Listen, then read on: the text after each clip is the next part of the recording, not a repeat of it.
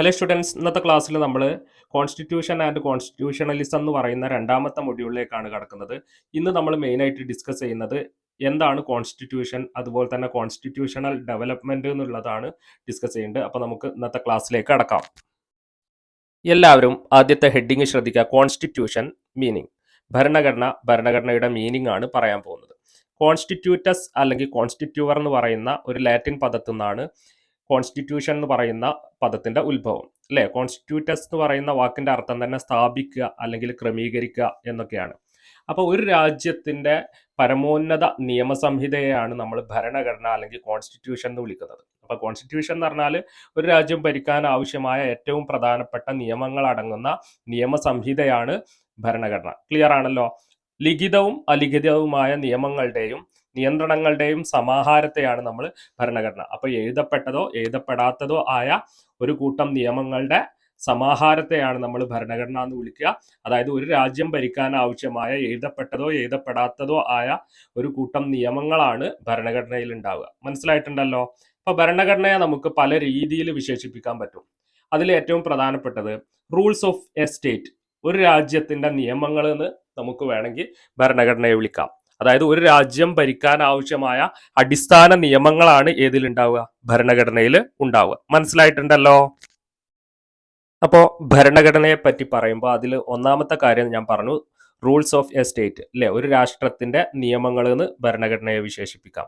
രണ്ടാമത്തത് instrument of the government, ഗവൺമെന്റിന്റെ ഒരു ഉപകരണമായിട്ട് നമുക്ക് എന്തിനെ കാണാൻ പറ്റും? ഭരണഘടനയെ കാണാൻ പറ്റും. അല്ലെ, അപ്പൊ ഒരു രാജ്യത്തെ ഗവൺമെന്റിന്റെ ഒരു ഉപകരണം, ഒരു ഇൻസ്ട്രുമെന്റ് ആയിട്ട് നമുക്ക് ഭരണഘടനയെ കാണാൻ പറ്റും. അതുപോലെ തന്നെ fundamental law of the land, ഒരു നാടിന്റെ മൗലികമായ നിയമങ്ങൾ, ഒരു നാടിന്റെ ഏറ്റവും പ്രധാനപ്പെട്ട നിയമങ്ങളായിട്ടും നമുക്ക് ഭരണഘടനയെ കാണാൻ പറ്റും. അപ്പൊ ചുരുക്കി പറയുകയാണെങ്കിൽ ഒരു രാജ്യത്തെ ഗവൺമെന്റിനെ സംഘടിപ്പിക്കാനും അതിന്റെ പ്രവർത്തനങ്ങൾ സുഗമമായിട്ട് നടത്തിക്കൊണ്ടുപോകാനും സഹായിക്കുന്ന ഒരു നിയമസംഹിതയാണ് നമ്മൾ ഭരണഘടന എന്ന് വിളിക്കുക. മനസ്സിലായോ? അപ്പോൾ ഒരു രാജ്യത്തിന്റെ ഗവൺമെന്റിനെ സംഘടിപ്പിക്കണമെന്നുണ്ടെങ്കിലും ഒരു രാജ്യത്തെ ഗവൺമെന്റിന്റെ പ്രവർത്തനങ്ങൾ സുഗമമായി കൊണ്ടുപോകണമെന്നുണ്ടെങ്കിലും ഭരണഘടന എന്ന് പറയുന്ന ഒരു സംവിധാനം ഏറ്റവും അത്യാവശ്യമാണ്. മനസ്സിലായിട്ടുണ്ടല്ലോ. എല്ലാവരും അടുത്ത ഹെഡിങ് ശ്രദ്ധിക്കുക. ഡെഫിനിഷൻസ് ഓഫ് കോൺസ്റ്റിറ്റ്യൂഷൻ, ഭരണഘടനയുടെ നിർവചനങ്ങൾ. അപ്പോൾ വ്യത്യസ്ത പണ്ഡിതന്മാർ ഭരണഘടനക്ക് നൽകിയ, കോൺസ്റ്റിറ്റ്യൂഷന് നൽകിയ നിർവചനങ്ങളാണ് ഇവിടെ പഠിക്കാൻ പോകുന്നത്. അതിൽ ഒന്നാമത്തത് GC ലെവിസ്. അല്ലെ, GC ലെവിസിന്റെ അഭിപ്രായത്തിൽ ഭരണഘടന എന്നാൽ ഗവൺമെന്റിന്റെ അല്ലെങ്കിൽ ഒരു സമൂഹത്തിലെ പരമാധികാരത്തിന്റെ വിതരണത്തെയും സജ്ജീകരണത്തെയും സൂചിപ്പിക്കുന്നു. അതായത് ഒരു രാജ്യത്തെ പരമാധികാരം, അതുപോലെ തന്നെ പരമാധികാരം എങ്ങനെയാണ് സജ്ജീകരിച്ചിട്ടുള്ളത്, ആ പരമാധികാരം എങ്ങനെയാണ് വിതരണം ചെയ്യപ്പെട്ടിട്ടുള്ളത് എന്ന് വിശദീകരിക്കുന്ന ഒരു രേഖയാണ് ഭരണഘടന എന്ന് പറയുന്നത്. മനസ്സിലായോ? അപ്പൊ ഒരു രാജ്യത്തെ ഗവൺമെന്റിന്റെ അല്ലെങ്കിൽ ഒരു സമൂഹത്തിലെ പരമാധികാരത്തെയും അതിന്റെ വിതരണത്തെയും സജ്ജീകരണത്തൊക്കെ കുറിച്ച് സൂചിപ്പിക്കുന്ന ഒരു രേഖയായിട്ടാണ് നമ്മൾ ഭരണഘടനയെ കാണേണ്ടത്. ഗിൽക്രിസ്റ്റിന്റെ അഭിപ്രായത്തിൽ ഗവൺമെന്റിന്റെ സംഘാടനം, ഗവൺമെന്റിന്റെ വ്യത്യസ്ത ഭാഗങ്ങൾക്കുള്ള അധികാര വിതരണം എന്നിവ നിർണയിക്കുന്ന ലിഖിതമോ അലിഖിതമോ ആയ നിയമസംഹിതയെയാണ് ഭരണഘടന എന്ന് വിളിക്കേണ്ടത്. അപ്പൊ ഭരണഘടന എന്ന് പറയുന്നത് ഒന്നുകിൽ എഴുതപ്പെട്ടതാവാം അല്ലെങ്കിൽ എഴുതപ്പെടാത്ത ഭരണഘടനകളും ഉണ്ട്. അല്ലെ, അപ്പൊ ലിഖിതമോ അലിഖിതമോ ആയ ഒരു നിയമസംഹിതയാണ് നമ്മൾ ഭരണഘടന എന്ന് വിളിക്കുന്നത്. അതിൽ എന്താണ് പറയുന്നത്? ഗവൺമെന്റിന്റെ വ്യത്യസ്ത ഭാഗങ്ങൾക്ക് എങ്ങനെയാണ് അധികാരങ്ങൾ വിഭജിച്ച് നൽകിയിട്ടുള്ളത്, അതുപോലെ തന്നെ എങ്ങനെയാണ് ഗവൺമെന്റിനെ സംഘടിപ്പിച്ചിട്ടുള്ളത്, എങ്ങനെയാണ് ഗവൺമെന്റിനെ സംഘടിപ്പിക്കേണ്ടത്, ഇതൊക്കെയാണ് ഇതിലുണ്ടാവുക? ഭരണഘടനയിൽ ഉണ്ടാകുക. അപ്പോൾ ഒരു രാജ്യത്തെ ഗവൺമെന്റിനെ സംഘടിപ്പിക്കാനും അതിന്റെ പ്രവർത്തനം സുഗമമാക്കാനൊക്കെ സഹായിക്കുന്ന അടിസ്ഥാന നിയമ സംഹിതയാണ് ഭരണഘടന എന്ന് വിളിക്കുന്നത്. മനസ്സിലായിട്ടുണ്ടല്ലോ. അടുത്ത ഭാഗം കോൺസ്റ്റിറ്റ്യൂഷണൽ ഡെവലപ്മെന്റ്. അല്ലേ, കോൺസ്റ്റിറ്റ്യൂഷണൽ ഡെവലപ്മെന്റിനെ പറ്റി പറയുമ്പോൾ നമ്മൾ മനസ്സിലാക്കേണ്ട ഒരു കാര്യം, ഏതൊരു ഭരണഘടനയും നിശ്ചലമല്ല. അല്ലേ, ഇന്ത്യൻ ഭരണഘടനയെ പോലും നമുക്ക് ഒരു ജീവിക്കുന്ന പ്രമാണമാണ് എന്ന് സാധാരണ പറയാറുണ്ട്. അതിന് കാരണം എന്താണെന്ന് വെച്ചാൽ കാലഘട്ടത്തിനനുസരിച്ചുള്ള മാറ്റങ്ങളും കാര്യങ്ങളൊക്കെ ഇന്ത്യൻ ഭരണഘടനയിൽ വരുത്താൻ പറ്റും. അപ്പോൾ ഒരു ഭരണഘടനയും എന്നും അതേപോലെ നിലനിൽക്കുമോ? ഇല്ല, ഒരിക്കലും ഇല്ല. കാലത്തിനനുസരിച്ചുള്ള മാറ്റങ്ങൾ ഭരണഘടനയിൽ വരണം. അപ്പൊ കാലഘട്ടത്തിനനുസരിച്ചുള്ള മാറ്റങ്ങളും വളർച്ചയും ഭരണഘടനയിൽ ഉണ്ടാവണം എന്നുള്ളതാണ് നമ്മൾ മനസ്സിലാക്കേണ്ടത്. അപ്പൊ ജെയിംസ് മാക്കിൻതോഷ്, ഹെൻറി മെയിനെ പോലുള്ള പണ്ഡിതന്മാർ പറയുന്നത് ഭരണഘടന എന്ന് പറയുന്നത് നിർമ്മിക്കപ്പെട്ടതല്ല, അത് വളർന്നു വന്നതാണ് എന്നാ പറയുന്നത്. ഭരണഘടന എന്ന് പറയുന്ന ഒരു സാധനം ഒരു സുപ്രഭാതത്തിൽ പെട്ടെന്ന് നിർമ്മിക്കപ്പെട്ട ഒരു സംഗതിയല്ല, മറിച്ച് അത് വളർന്നു വന്നതാണ് എന്നാണ് മാക്കിന്തോഷും ഹെൻറി മെയിനും പറയുന്നത്. അതിന് കാരണം ഇപ്പോൾ ഉദാഹരണം എടുക്കുകയാണെങ്കിൽ ബ്രിട്ടന്റെ ഭരണഘടന എന്ന് പറയുന്നത് അത് നിർമ്മിക്കപ്പെട്ടതല്ല, അത് പല കാലഘട്ടങ്ങളിലായിട്ട് ഇങ്ങനെ പരിണമിച്ച് ഉണ്ടായി വന്നതാണ്. മനസ്സിലായോ?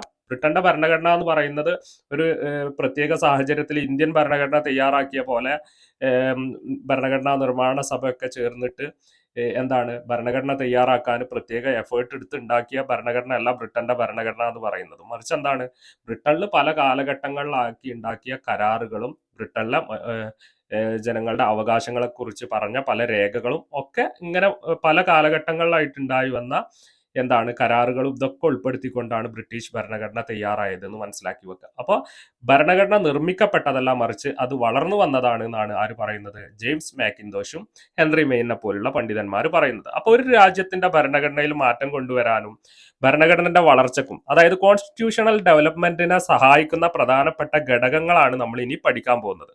അപ്പോൾ കോൺസ്റ്റിറ്റ്യൂഷണൽ ഡെവലപ്മെന്റിനെ സഹായിക്കുന്ന ഘടകങ്ങൾ ഏതൊക്കെയെന്ന് ചോദിച്ചാൽ ഇനി പറയുന്ന കാര്യങ്ങൾ ശ്രദ്ധിക്കുക. ഓക്കെ, അപ്പോൾ അതിൽ ഒന്നാമത്തത് ഫോർമൽ അമെൻമെന്റ്, ഔപചാരിക ഭേദഗതി. അപ്പോൾ കോൺസ്റ്റിറ്റ്യൂഷണൽ ഡെവലപ്മെന്റിനെ സഹായിക്കുന്ന ഒന്നാമത്തെ ഘടകമാണ് ഫോർമൽ അമെൻമെന്റ് എന്ന് പറയുന്നത്. അപ്പോൾ എല്ലാ ഭരണഘടനകളിലും കാലത്തിനനുസരിച്ചുള്ള മാറ്റങ്ങൾ കൊണ്ടുവരാനായിട്ട് ചില നടപടി ക്രമങ്ങൾ ഉണ്ടായിരിക്കും, അല്ലേ? അപ്പോൾ ഇന്ത്യൻ ഭരണഘടന കാലത്തിനനുസരിച്ച് മാറ്റാൻ ചില വകുപ്പുകൾ നമ്മളെ ഭരണഘടനയിൽ തന്നെ ഉണ്ട്, അല്ലേ? അപ്പോൾ നമ്മളെ ഭരണഘടനയിൽ മാറ്റം കൊണ്ടുവരണം എന്നുണ്ടെങ്കിൽ കൊണ്ടുവരാം. ഇംഗ്ലണ്ടിന്റെ ഭരണഘടനയും ഭേദഗതി ചെയ്യാൻ വളരെ എളുപ്പമാണ്. അമേരിക്കന്റെ ഭരണഘടന ഭേദഗതി ചെയ്യുക എന്ന് പറയുന്നത് കുറച്ച് ബുദ്ധിമുട്ടാണ്. അപ്പൊ ചില രാജ്യങ്ങളുടെ ഭരണഘടന ഭേദഗതി ചെയ്യാൻ വളരെ എളുപ്പമാണെങ്കിൽ ചില രാജ്യങ്ങളുടെ ഭരണഘടന ഭേദഗതി ചെയ്യാൻ പ്രയാസമാണ്. ഇന്ത്യൻ ഭരണഘടന എടുത്തു നോക്കുകയാണെങ്കിൽ ഇന്ത്യൻ ഭരണഘടനയിലെ ചില കാര്യങ്ങൾ ഭേദഗതി ചെയ്യാൻ വളരെ എളുപ്പമാണ്. അതേസമയം ചില കാര്യങ്ങൾ ഭേദഗതി ചെയ്യണം എന്നുണ്ടെങ്കിൽ കുറച്ച് ബുദ്ധിമുട്ടാണ്. അപ്പൊ ഇന്ത്യൻ ഭരണഘടന ഒരേ സമയം എന്താണ് റിജിഡ് ആണ്, അതേസമയം ഫ്ലെക്സിബിൾ ആണെന്ന് പറയാം. പക്ഷെ ഇംഗ്ലണ്ടിന്റെ ഭരണഘടന വളരെ ഫ്ലെക്സിബിൾ ആയിട്ടുള്ള ഒരു ഭരണഘടനയാണ്, എന്നാൽ അമേരിക്കന്റെ ഭരണഘടന വളരെ റിജിഡ് ആയിട്ടുള്ള ഒരു ഭരണഘടനയാണ്. അപ്പൊ ഇന്ത്യൻ ഭരണഘടനയിൽ കാലത്തിനനുസരിച്ച് മാറ്റം കൊണ്ടുവരാൻ ആർട്ടിക്കിൾ 368 അനുസരിച്ച് സാധിക്കും. അപ്പൊ ഭരണഘടനയുടെ പുരോഗതിയെ സഹായിക്കുന്ന ഒന്നാമത്തെ കാര്യമാണ് ഭരണഘടനാ ഭേദഗതികൾ, അല്ലെ? ഭരണഘടന എന്ത് ചെയ്യാൻ പറ്റും? ഭേദഗതി ചെയ്യാൻ പറ്റും എന്നുള്ളതാണ് ഭരണഘടനയിൽ മാറ്റം കൊണ്ടുവരാനുള്ള ഒന്നാമത്തെ മാർഗം. രണ്ടാമത്തത് ഗ്രേറ്റ് സ്റ്റാറ്റ്യൂട്ട്സ്. കാലഘട്ടത്തിനനുസരിച്ച് വളരെ പ്രധാനപ്പെട്ട ചില നിയമങ്ങൾ നമ്മളെ നിയമനിർമ്മാണ സഭകൾ പാസ്സാക്കാറുണ്ട്. ഇത്തരം ചട്ടങ്ങളെയാണ് നമ്മൾ ഗ്രേറ്റ് സ്റ്റാറ്റ്യൂട്ട് എന്ന് വിളിക്കുന്നത്, അല്ലേ? അതായത് പാർലമെന്റ് പാസ്സാക്കുന്ന വളരെ പ്രധാനപ്പെട്ട വളരെ സുപ്രധാനമായിട്ടുള്ള ചില എന്താണ് നിയമങ്ങൾ ഉണ്ടായിരിക്കും. ഈ നിയമങ്ങൾ പിന്നീട് ഭരണഘടനയിൽ കൂട്ടിച്ചേർക്കാറുണ്ട്. അത്തരം പ്രധാനപ്പെട്ട നിയമങ്ങൾ ചിലപ്പം ഭരണഘടനയുടെ പുരോഗതിക്ക് ഏറെ സഹായിക്കുന്ന കാര്യമായിരിക്കും എന്നുള്ളതാണ് ഇവിടെ മനസ്സിലാക്കേണ്ടത്. അപ്പൊ ഭരണഘടനാ ഭേദഗതികൾ ഭരണഘടനയുടെ കോൺസ്റ്റിറ്റ്യൂഷണൽ ഡെവലപ്മെന്റിനെ സഹായിക്കുന്ന ഒരു കാര്യമാണ് ഗ്രേറ്റ് സ്റ്റാറ്റ്യൂട്ടുകൾ, അല്ലെ? ചില സുപ്രധാന നിയമങ്ങൾ പാർലമെന്റൊക്കെ പാസ്സാക്കുന്ന സുപ്രധാന നിയമങ്ങൾ പിന്നീട് ഭരണഘടനയിലേക്ക് കൂട്ടിച്ചേർക്കപ്പെടുകയും അത് ഭരണഘടനയുടെ പുരോഗതിയെ ഏറെ സഹായിക്കുകയും ചെയ്യാറുണ്ട്. മനസ്സിലായിട്ടുണ്ടല്ലോ? കോൺസ്റ്റിറ്റ്യൂഷണൽ ഡെവലപ്മെന്റിനെ സഹായിക്കുന്ന മൂന്നാമത്തത് എക്സിക്യൂട്ടീവ് ഡിക്രീസ്, അതായത് രാഷ്ട്രത്തലവന്മാരിറക്കുന്ന ഉത്തരവുകളെയും പ്രഖ്യാപനങ്ങളെയുമാണ് നമ്മൾ എക്സിക്യൂട്ടീവ് ഡിഗ്രി എന്ന് പറയാം, അല്ലെ? ഇത്തരം ഉത്തരവുകൾ ഭരണഘടനയിലെ ചട്ടങ്ങളിൽ മാറ്റം കൊണ്ടുവരാനേറെ സഹായിക്കാറുണ്ട്. ഭരണഘടനയെ പുരോഗതിയെ സഹായിക്കുന്ന ഒരു പ്രധാനപ്പെട്ട കാര്യമാണ് ഇത് എക്സിക്യൂട്ടീവ് ഡിഗ്രികൾ. മനസ്സിലായോ? ഇനി നാലാമത്തത് ലീഡിംഗ് ജുഡീഷ്യൽ ഡിസിഷൻ. ചില പ്രധാനപ്പെട്ട കേസുകളിൽ കോടതി എടുക്കുന്ന പ്രധാന തീരുമാനങ്ങൾ ഭരണഘടനയുടെ പുരോഗതിയെ സഹായിക്കാറുണ്ട്. ഇപ്പം ഇന്ത്യയിലൊക്കെ സുപ്രീം കോടതിയൊക്കെ ഇറക്കുന്ന വളരെ പ്രധാനപ്പെട്ട ചില വിധികൾ ഭരണഘടനയുടെ പുരോഗതിക്ക് ഏറെ സഹായിക്കാറുണ്ട്, കോൺസ്റ്റിറ്റ്യൂഷണൽ ഡെവലപ്മെന്റിനെ സഹായിക്കാറുണ്ട്. ഇപ്പോൾ ഉദാഹരണം പറയുകയാണെങ്കിൽ കേശവാനന്ദ ഭാരതി കേസിൽ ഇന്ത്യയിലെ സുപ്രീം കോടതി ഭരണഘടനയുടെ അടിസ്ഥാന ഘടനയിൽ മാറ്റം വരുത്താൻ നിയമനിർമ്മാണ സഭയ്ക്ക്, അതായത് നമ്മളെ പാർലമെന്റിന് അധികാരമില്ല എന്ന് വിധി പറഞ്ഞിട്ടുണ്ട്. അപ്പോൾ ഇത് നമ്മളെ ഭരണഘടന കോൺസ്റ്റിറ്റ്യൂഷണൽ ഡെവലപ്മെന്റിനെ സഹായിച്ച ഒരു പ്രധാനപ്പെട്ട വിധിയാണ് എന്ന് മനസ്സിലാക്കി വെക്കുക. അപ്പോൾ ഭരണഘടനയുടെ അടിസ്ഥാന തത്വങ്ങളിൽ മാറ്റം കൊണ്ടുവരാൻ നിയമനിർമ്മാണ സഭയ്ക്ക് അധികാരമില്ല എന്ന് കൃത്യമായിട്ട് ആര് വിധി പറഞ്ഞു? സുപ്രീം കോടതി വിധി പറഞ്ഞിട്ടുണ്ട്. അത് നമ്മളെ കോൺസ്റ്റിറ്റ്യൂഷണൽ ഡെവലപ്മെന്റിനെ സഹായിച്ച ഏറ്റവും പ്രധാനപ്പെട്ട ഒരു വിധിയാണെന്ന് മനസ്സിലാക്കുക. അപ്പൊ ഇത്തരത്തിൽ കോടതി എടുക്കുന്ന വളരെ പ്രധാനപ്പെട്ട ചില വിധികൾ ഈ എന്തിനെ സഹായിക്കും? കോൺസ്റ്റിറ്റ്യൂഷണൽ ഡെവലപ്മെന്റിനെ സഹായിക്കും. അഞ്ചാമത്തത് യൂസേജസ് ആൻഡ് കസ്റ്റംസ്. ചില ആചാരങ്ങളും അതുപോലെ തന്നെ നാട്ടിൽ നിലനിൽക്കുന്ന മര്യാദകളൊക്കെ ഭരണഘടനാ ചട്ടങ്ങൾ രൂപീകരിക്കാൻ ഏറെ സഹായിക്കുന്ന കാര്യമാണ്. അപ്പോൾ ഇത്രയൊക്കെയാണ് കോൺസ്റ്റിറ്റ്യൂഷണൽ ഡെവലപ്മെന്റിനെ സഹായിക്കുന്ന പ്രധാനപ്പെട്ട 5 കാര്യങ്ങൾ. ഈ കാര്യങ്ങൾ പഠിച്ചു വെക്കുക. അപ്പോൾ ഇന്നത്തെ ക്ലാസ്സിൽ നമ്മൾ എന്താണ് കോൺസ്റ്റിറ്റ്യൂഷൻ എന്ന് പറഞ്ഞു, കോൺസ്റ്റിറ്റ്യൂഷന്റെ ഡെഫിനിഷൻസ് പറഞ്ഞു, അതിനുശേഷം കോൺസ്റ്റിറ്റ്യൂഷണൽ ഡെവലപ്മെന്റ് എന്താണെന്നുള്ളതാണ് പറഞ്ഞത്. അപ്പോൾ ചാനൽ ഇതുവരെ സബ്സ്ക്രൈബ് ചെയ്യാത്തവരുണ്ടെങ്കിൽ ചാനൽ ഒന്ന് സബ്സ്ക്രൈബ് ചെയ്യുക. അടുത്ത ക്ലാസ്സിൽ ഇതിന്റെ മറ്റൊരു ഭാഗവുമായിട്ട് കാണാം. അതുവരേക്കും നന്ദി, നമസ്കാരം.